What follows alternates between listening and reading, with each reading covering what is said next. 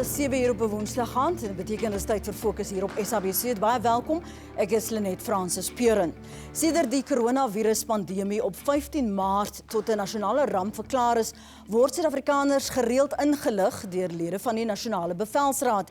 Die raad bestaan onder andere uit talle ministers wat die publiek inlig oor die stand van die virus en die bepalings en regulasies van die staat van inperking. Onlangs het 2 advokate in 'n brief aan president Cyril Ramaphosa hulle kommer uitgespreek oor die grondwetlike en die statutêre magte van die Bevelsraad. Wie het die laaste sê en wie is tans in beheer van die land? Om meer uit te vind oor die raad, sy magte en waar die parlement inpas, ingevolge die wet en die grondwet, praat ons nou met professor Thuli Madonsela. Sy is tans verbonde aan die Universiteit Stellenbosch se regsfakulteit en sy bekleed die navorsingsleerstoel in maatskaplike geregtigheid. And thank you so much, Professor, for joining us this evening. Let's just try and get a sense of where this NCC fits in, what their powers are, and why there seems to be such little transparency. Who's given the NCC their mandate? You're asking the wrong person. Firstly, good evening, and thank you for this privilege. As an academic, I'm not involved in deciding the structures of government. What I do know is that there's the national legislation on this. It's called the Disaster Management Act, and it creates certain structures. The National Command Council seems to be a structure created additional to the structures under the Disaster Management Act. So how do we understand the difference between this Disaster Management Act or a state of disaster compared to a state of emergency? What's the difference? Well, a state of emergency would have been declared in terms of Section 37 of the Constitution, read with the State of Emergency Act 64 of 1997. This one is a national disaster declared in terms of the declaration of a national state of disaster under Section 27 of the Disaster Management Act. What is confusing, which we have asked the Minister to help clarify, is whether the structures under the under the Disaster Management Act are functional and are being used, and what is the relationship between the National Command Council and the Provincial Command Council and the structures that are created under the Act. The important thing is that the structures under the Act are based on democratic governance, cooperative government, and are inclusive in their nature. It's difficult, therefore, to evaluate this structure. We're not criticizing it. We do know that there are lawyers who are not happy with the structure at all. Yes. From our side, we just want to know what is it and where does it sit in relation to the structures that should be operational and whose composition is defined in the Act. Do we know, though, and do we have clarity on what the powers are? Who is it consists of, if you talk in terms of orders being made, decisions being made, how does it trickle down to that moment when the president sits on our screens and tells us these are now the new phases? We are waiting to hear from government side what that process looks like. In terms of the Act, the structure that has to be established is a national disaster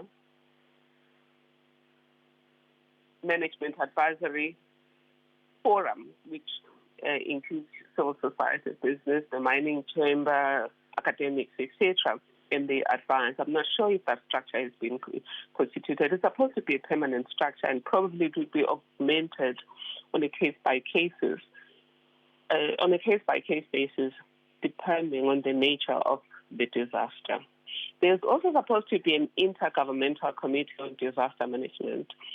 That committee formed under Section 4 of the Disaster Management Act is extremely important because it would have cabinet members, MECs from all of the 9 provinces, and members of municipal councils as selected by the South African Local Government Association.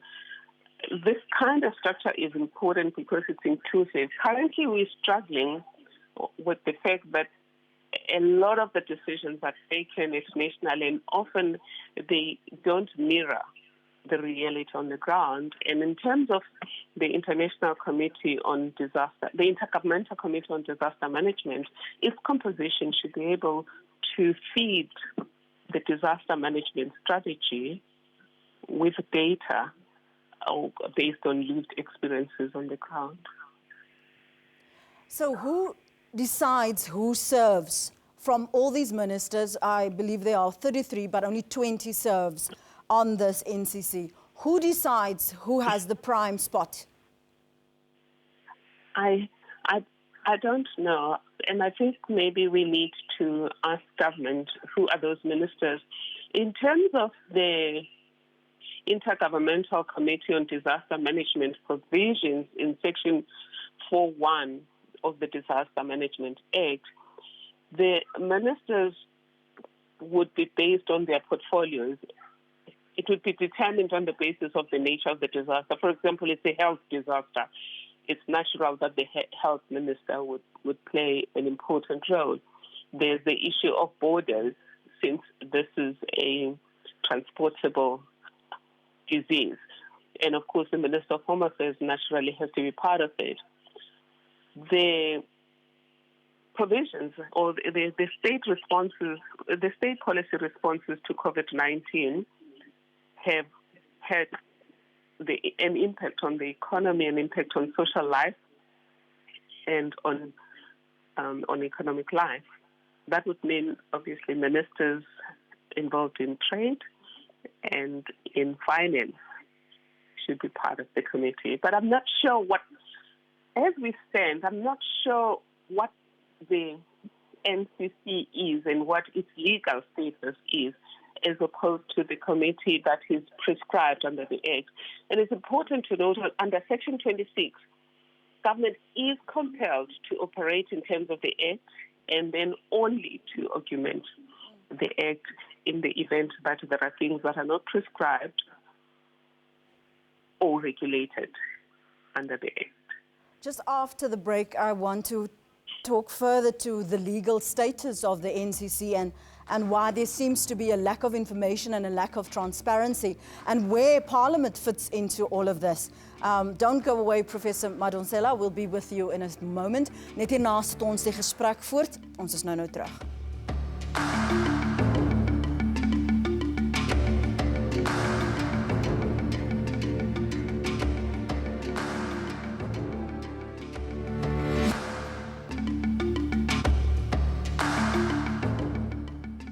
Welkom terug. Suid-Afrika is nou reeds meer as 'n maand lank in 'n staat van inperking. In hierdie tyd word die publiek deur lede van die Nasionale Bevelsraad ingelig oor wat hulle mag en nie mag doen nie.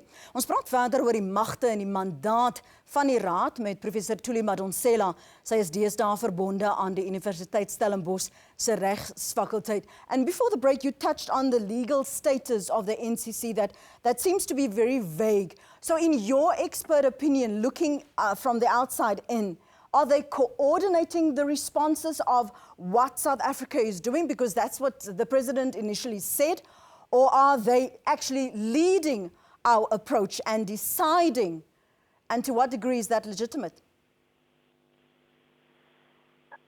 To both questions, I'm not sure. But firstly, when it comes to coordinating our response to the coronavirus, COVID-19, they're not the right structure under the Act.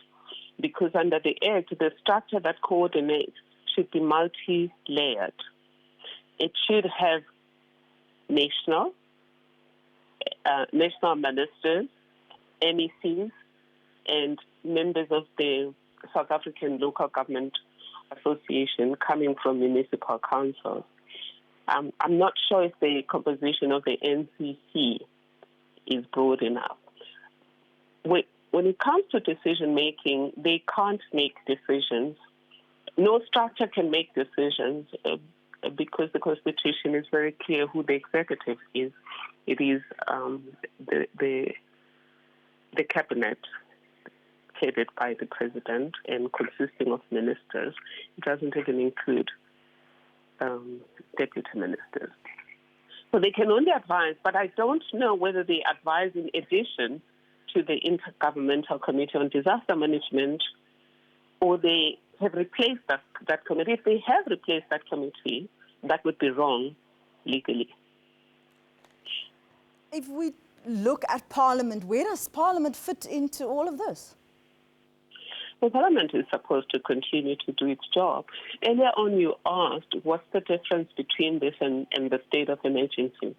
Even if we had a state of emergency, Parliament would still continue to do its job because Section 37 of the Constitution does not suspend Parliament. If anything, Parliament is given a special role to oversee and make sure that the executive complies with the Constitution in terms of dealing with human rights and dealing with its powers in accordance with the Constitution.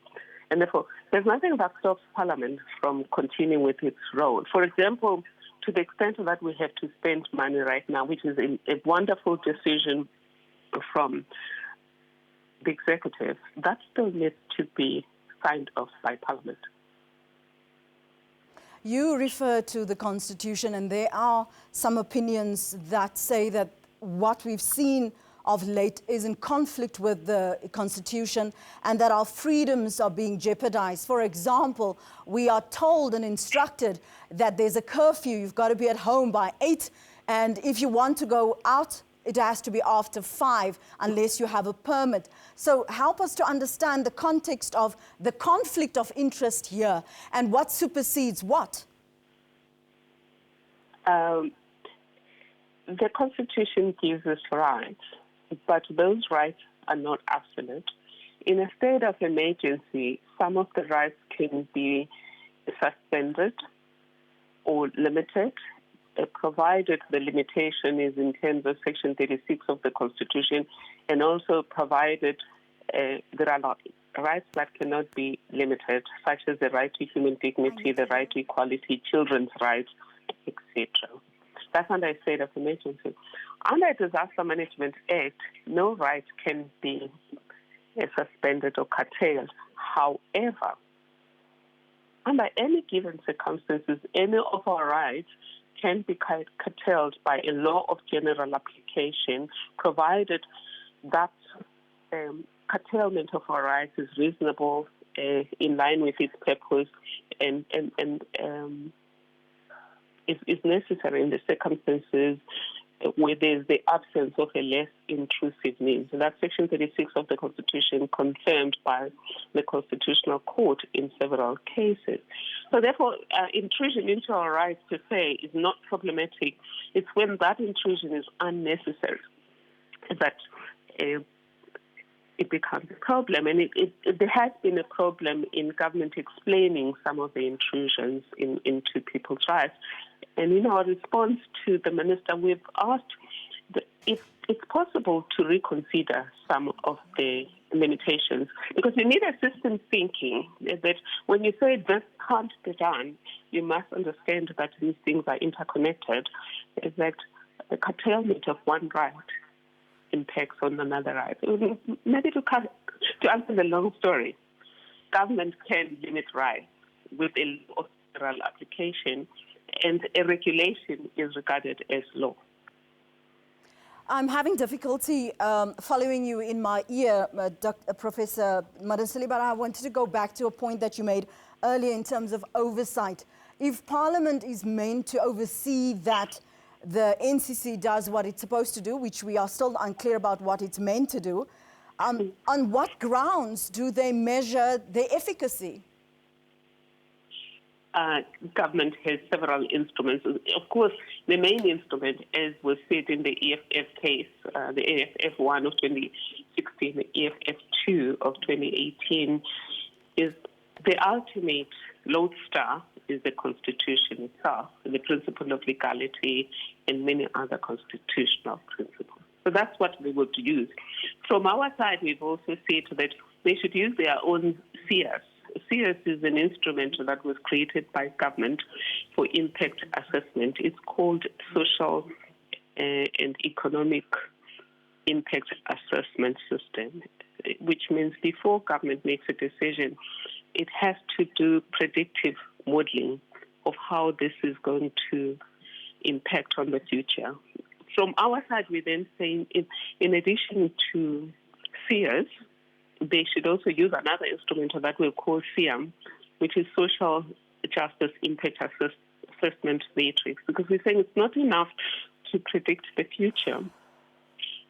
You also have to look at how that future will unfold for different people, older persons, people with disabilities, rural people, township people, women, children, etc. And some of these rules, it would appear that did not do any predictive modeling. Let's take, for example, child care. A decision has been made that there should be no child care, whilst people are allowed to be frontline service providers like nurses, etc., who looks after their children. In terms of the regulations, the children can only move between parents, which means you can't leave your child with a relative or with a grandmother in the township. Other countries don't have an arrangement like that. Alternatively, a country like England would then provide childcare for service providers. A country like Canada has allowed childcare or ECPCs to continue.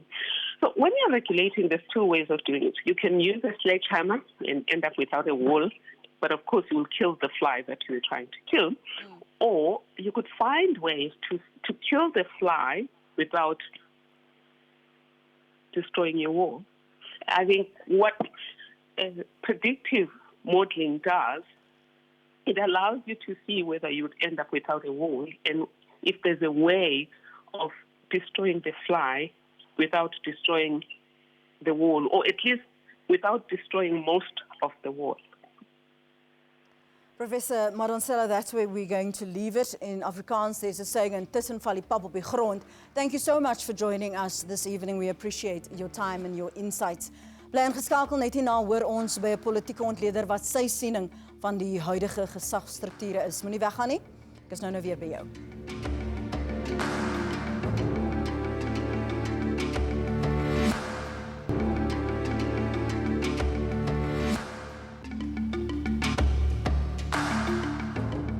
Hoe gebruik die Nasionale Bevelsraad tans hulle mag en hulle gesag? Die onlangse sigaretdebakel toe die verbod op die verkoop van sigarette eers opgehef is, en toe nie, en toe weer, het by baie burgers laat wonder, nou wie tans die besluit te neem.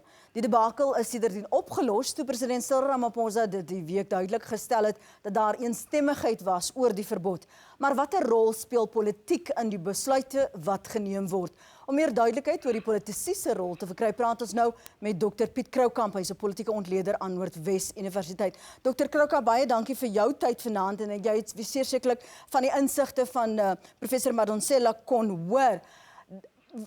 Dis onduidelik wie hierdie bevelraad is, wat hulle magte en mandaat is, maar watter rol speel politici in hierdie besluitnemingsproses as so baie van hulle 20, soos ver my kennis strek, op hierdie bevelraad sit? Ek dink een van die plekke waar 'n vraag ontstaan het gegaan, kom ons gebruik die voorbeeld van die besluit oor sigarette. En die president het aanvanklik gesê, as ons afgaan na vlak 4 toe, dan kan mense weer rook. En die besluit is, intussen is dit omgedraai deur die bevelsraad. En wat daar gebeur het, is eintlik redelik eenvoudig. Minister Nkosazana Dlamini Zuma het 'n beswaar geopper, omdat daar argument was, na aanleiding van 'n gesprek met minister Mkhize, beide van hulle is mediese dokters, dat dit is 'n respiratoriese siekte wanneer rokers inkom met emfyseem of met longsiektes. En dit kan dokters in 'n situasie stel waar hulle keuse moet maak en sê, ja, jy's 'n roker, jy moet maar by die huis gaan doodgaan, die hospitaal hier is vol. So jy kan by 'n punt kom met daai etiese keuse moet gemaak word. En dit was rook is 'n gesondheidsprobleem. So en op daai stadium het minister Patel 'n baie belangrike punt gemaak, en dit is dat ons kan nie 'n eenvormige beleid wat rook betref in Suid-Afrika hê nie. Mense wat middelklas is of wat ryk is, gaan hulle koop 'n pakkie sigarette en die rook sy eie sigaret. Maar daar's 11 miljoen rokers in Suid-Afrika en 8 miljoen van daai 11 miljoen rokers waarskynlik deel sigarette sigaret. 'n Sigaret kos omtrent R10 en dit is mos nou baie duidelik dat dit 'n manier is hoe die virus oorgedra sal word. Nou as jy Becky Cele byvoeg, wat ook die ander 3 ministers gesteun het, omdat hy die is wat die wet en orde met handhaf as dit ware, dan kry jy 'n redelike sterk kontingent binne in hierdie organisasie wat 'n bepaalde standpunt voorstaan. Nou my vraag is, wil jy 'n president hê wat vir sy ministers ten spyte van die feit dat hy hulle aangestel het, behoort te vertrou om hulle werk behoorlik te doen, vir hulle sê luister man nee, ek het klaar aangekondig dat mense mag rook, ek overrule die hele lot van julle, of wil jy een hê wat konsulteer en wat besluite neem in die groter konteks van die minister se vaardighede. En jy moet onthou, minister Nkisi dra geweldig baie gesag, omdat hy as dit ware op die front is van die stryd teen die coronavirus. En daar is die persepsie dat hy hom baie nauwgezet hou by die wetenskaplike ervaring van nie-regeringsorganisasies, van die Wêreldgesondheidsorganisasie ensovoorts. En daarom moet 'n mens op een of ander manier, jy moet agslaan wat hy sê, en ek dink dis vir die president doen. En die president se styl en manier van besluit neem was nog altyd een van konsultering, was nog altyd van agneming van sy ministers, van die regeringsorganisasies, van experts in bepaalde velde. Dit is hoe hy nog altyd besluite geneem het. Ek weet nie hoekom dit nou skielik vir baie mense probleme is. Miskien kan jy hom kritiseer sê, maar miskien nie voortydig die aankondiging gemaak het nie. Maar die feit dat hy sy gedagtegang verander het, daarvoor moet jy hom aanprys. Jy moet hom nie kritiseer daarvoor nie. Op daai punt, jy het verwys nou na die rook as 'n voorbeeld. As ons so min weet van die Bevelsraad en hulle magte, skep dit ons ruimte om baie vinnig hierdie COVID-19 as 'n rookskerm te gebruik om sekere wetgewing deur te voer en besluitnemings en autoritaire besluitnemingsprosesse deur te voer, want daar is nie verantwoordbaarheid nie, want daar is nie duidelikheid van by wie het die finale sê nie.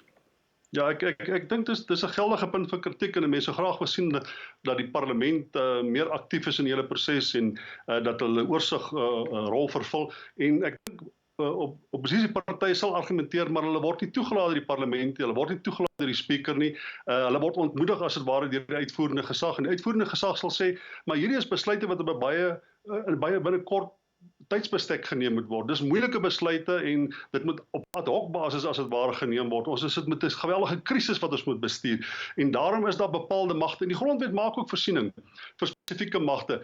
Ek dink hierdie klein ministeriële komiteetjie waarna jy ook nou verwys het, en ek sien daar was 'n regsdokument wat spesifiek met die president om probeer aanspreek het daaroor. Ek dink daar's vrae daaroor te vra, veral omdat ons nie spesifiek weet wat daar binne gesê word nie. En ons weet ook nie, daai komitee, omdat dit noodwendig in die grondwet voorsiening gemaak word nie, kan moontlik, kom ons sê maar die president sê, maar dis 'n ekstensie net van sy kabinet.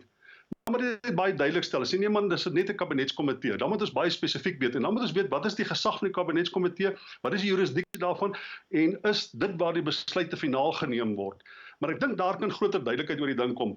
Maar ek sien op hierdie stadium, behalwe as iemand anders iets sien wat ek nie sien, ek sien nie noodwendig nuwe wetgewing wat in die pipeline is met die doel om 'n vorm van autoritaire bestuur moontlik te maak. Ek sien wel lomp regulasies wat afgekondig word, regulasies wat lomp toegepas word, swak administrasie, gebrek aan koördinasie tussen provinsies en verskillende departemente.